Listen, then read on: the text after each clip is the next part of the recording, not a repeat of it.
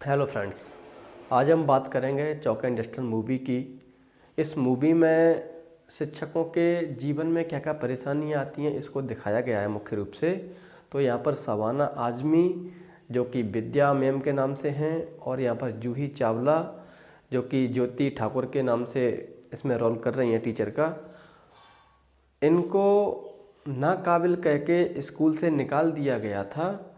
फिर इनकी काबिलियत को सिद्ध करने के लिए, इनकी काबिलियत को परखने के लिए लाइव टेलीकास्ट होता है जिसमें 10 प्रश्न पूछे जाते हैं।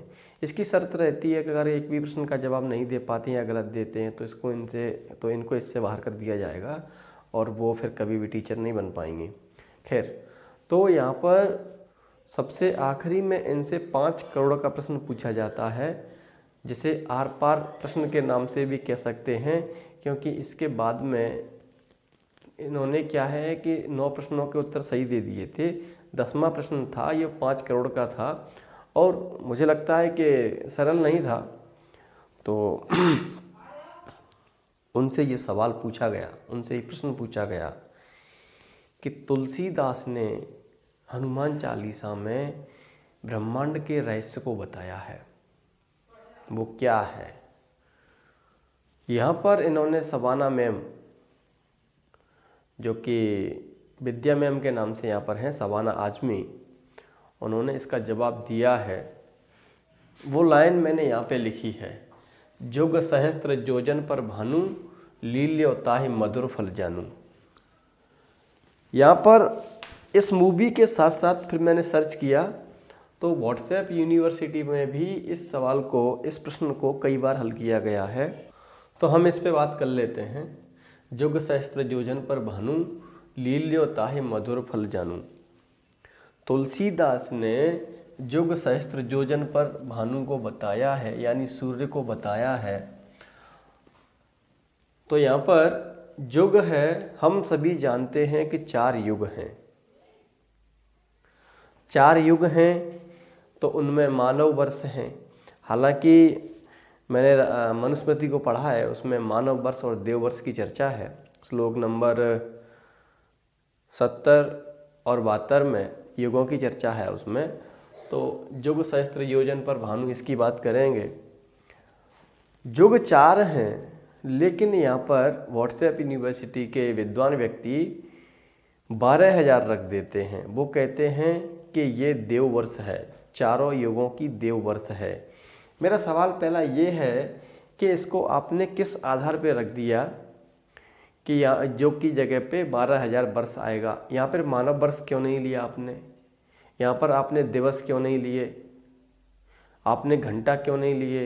या उस समय जो पहर होता था वो क्यों नहीं लिया?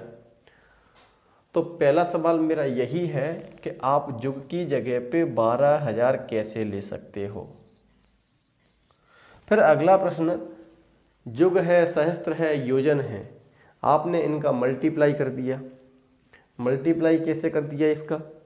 ये तो कहीं इसमें लिखा नहीं है, कोई टेक्निकल फॉर्मूला नहीं है आपका, ये किसी विद्वान के द्वारा बताया नहीं है। तुलसीदास जी एक शानदार कवि हैं, इसमें कोई डाउट नहीं है। मैंने उनकी रामचरितमानस को पढ़ा था, मैं बहुत अधिक प्रभावित हुआ उनके लेखन कार्य से। लेकिन ये कोई सूत्र नहीं है जिसमें आप मल्टीप्लाई करेंगे। यहाँ पर आपने जोड़ा क्यों नहीं? आप जोड़ भी कर सकते थे। फिर जोड़ का भी कोई आधार नहीं था, गुणा का भी कोई आधार नहीं है। खैर, युग की जगह 12,000 रख दिए, इसका भी कोई आधार नहीं है। हम सभी जानते हैं कि युग ये समय है, ये समय है। हम आपकी संतुष्टि के लिए इसे ये भी रख लेते हैं, इसको समय को ले लेते हैं। उसमें विद्या मैम ने सहस्त्र को 1,000 वर्ष कहा है। वो बोलते समय ये भूल गई, सहस्त्र का मतलब 1,000 होता है, वर्ष नहीं। ये कुछ भी हो सकता है, वर्ष भी हो सकते हैं, दिन भी हो सकते हैं, और आपके श्लोक भी हो सकते हैं। तो सहस्त्र का मतलब हुआ 1,000। अब योजन की बात आती है। योजन भारतीय इतिहास में कभी भी इसकी निश्चित दूरी नहीं रही है। योजन के बारे में अगर स्पष्ट बताएं तो ये निश्चित दूरी नहीं रही है, इसको अलग अलग विद्वानों ने अलग अलग लिया है, अलग अलग माना है।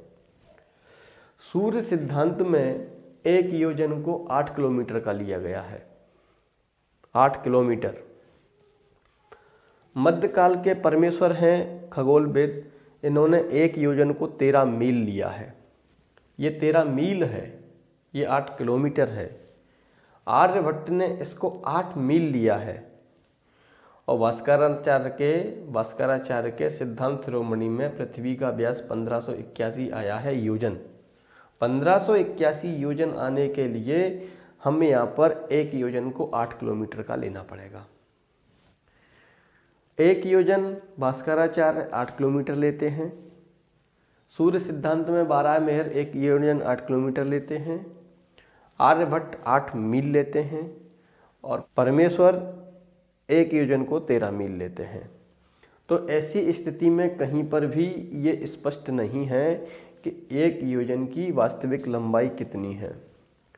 खैर, हम यहाँ पर एक योजन को 8 मील ले लेते हैं, जिसे किलोमीटर में कन्वर्ट कर लेंगे।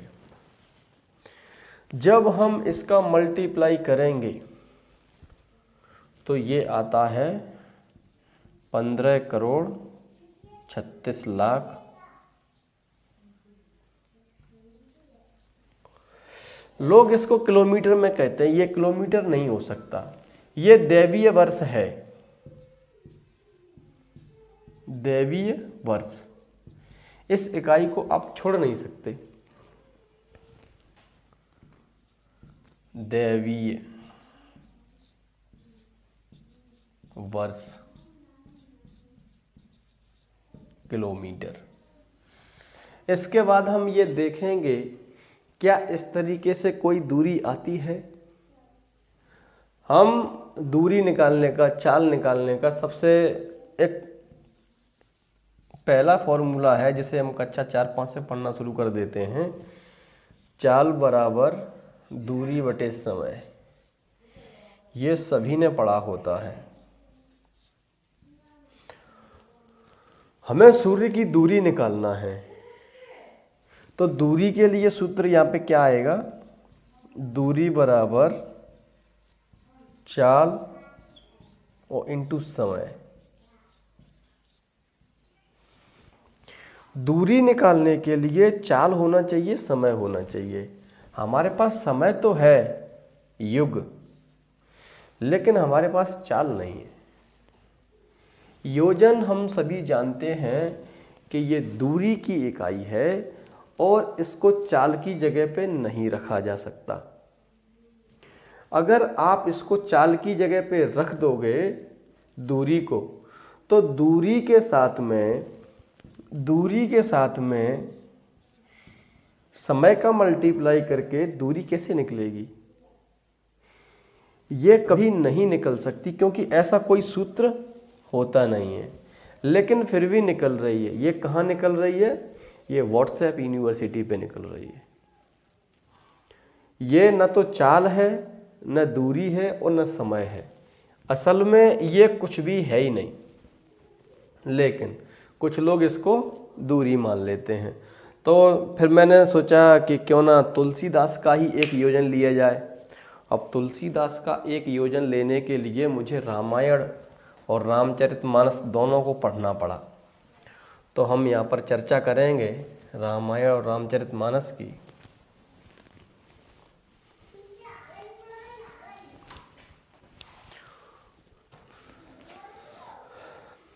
तो इस दूरी को ठीक तरीके से जानने के लिए मुझे रामचरितमानस और रामायण दोनों को पढ़ना पड़ा। रामायण में एक प्रसंग आता है, हनुमान जी सीता माता की खोज में जब लंका जाते हैं तो एक पर्वत से छलांग लगाते हैं। उस समय एक नागमाता सुरसा हनुमान जी को रोकती है, देवताओं के कहने पर हनुमान जी की बल और बुद्धि की परीक्षा लेने के लिए।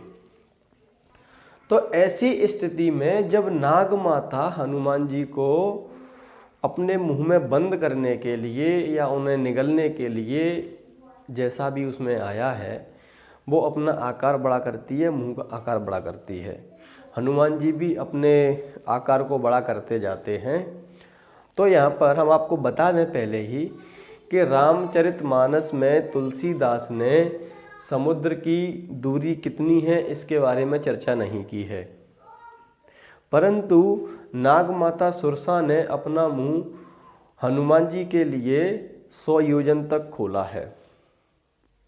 वहीं वाल्मीकि ने 100 योजन की छलांग लगाने की चर्चा की है कि हनुमान जी ने 100 योजन की छलांग लगाने के लिए पर्वत पे चढ़े थे वो, और वहीं उन्होंने नागमाता सुरसा के 100 योजन तक मुंह खोलने की चर्चा की है। इसका मतलब यह है कि वाल्मीकि का 100 योजन और तुलसीदास का 100 योजन एक बराबर है। अब हम यहाँ पर आपको बता दें कि हम जानते हैं कि ये है अपना भारत और यहाँ है ये लंका की चर्चा करेंगे। तो यहाँ से ये राम सेतु है, राम सेतु। राम सेतु की लंबाई 48 किलोमीटर है, हम सब जानते हैं। जिसे दुनिया एडम ब्रिज के नाम से जानती है उसे भारत में राम सेतु के नाम से जानते हैं। हम सभी जानते हैं कि इसकी लंबाई 48 किलोमीटर है, जिसको आज भी नापा जा सकता है। और अब नापना बिल्कुल आसान है, आप अपने मोबाइल से, आज बहुत सारे ऐप हैं, और नहीं तो गूगल मैप रहता है उसमें भी आप नाप सकते हैं इसको। तो 48 किलोमीटर, 48 किलोमीटर को तुलसीदास 100 योजन मानते हैं। इसके हिसाब से तुलसीदास का एक योजन बराबर 0.48।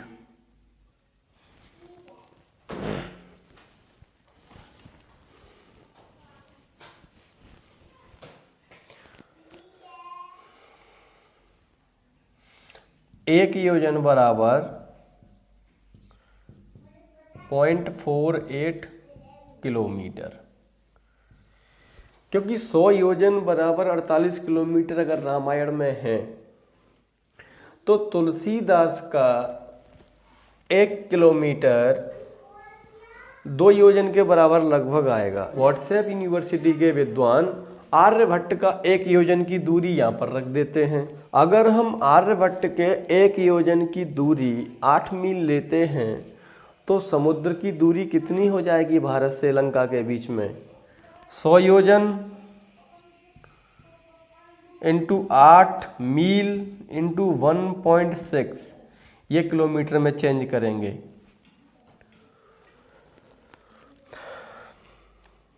16 8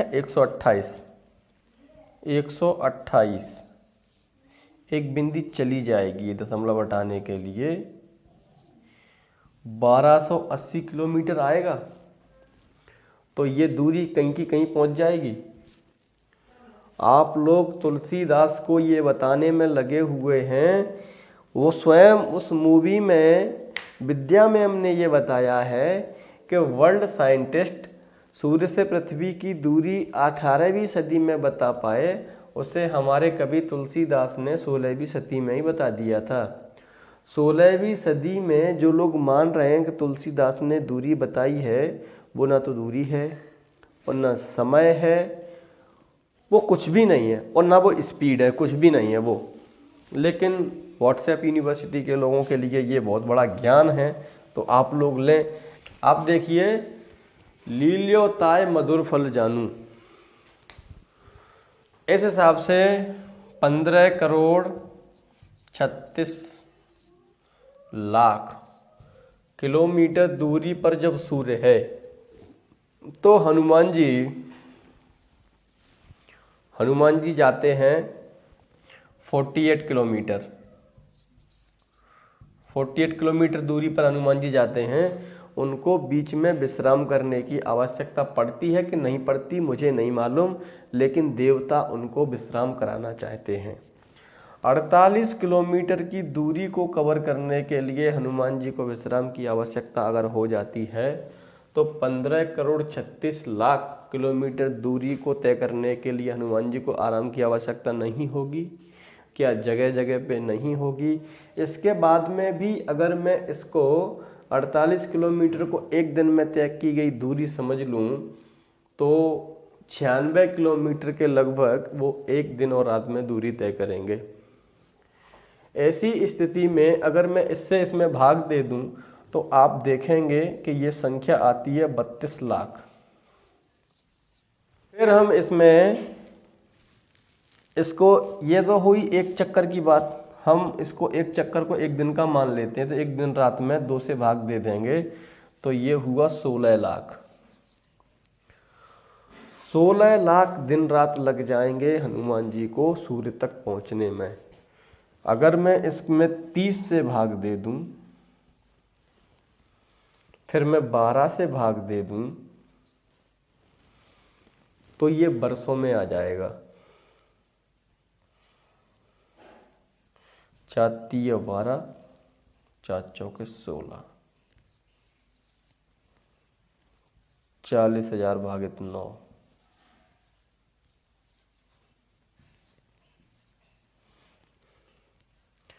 9 चौके 36, 9 चौके 36, 9 चौके 36। आप देखेंगे कि हनुमान जी को लगभग 4,500 साल लग जाएंगे सूर्य से पृथ्वी तक पहुंचने में। उसके बाद ये सूर्य पृथ्वी से 13 लाख गुना बड़ा है। हनुमान जी ने इसको अपने मुंह में कैसे रख लिया? हनुमान जी उस समय कहाँ खड़े हुए थे? पृथ्वी तो बहुत छोटी है। हनुमान जी अगर इतना आकार बड़ा कर सकते थे तो हनुमान जी को एक पैर भारत में और दूसरा पैर लंका में रख देना चाहिए था। ऐसा हनुमान जी ने क्यों नहीं किया? इसमें बहुत सारे प्रश्न हैं।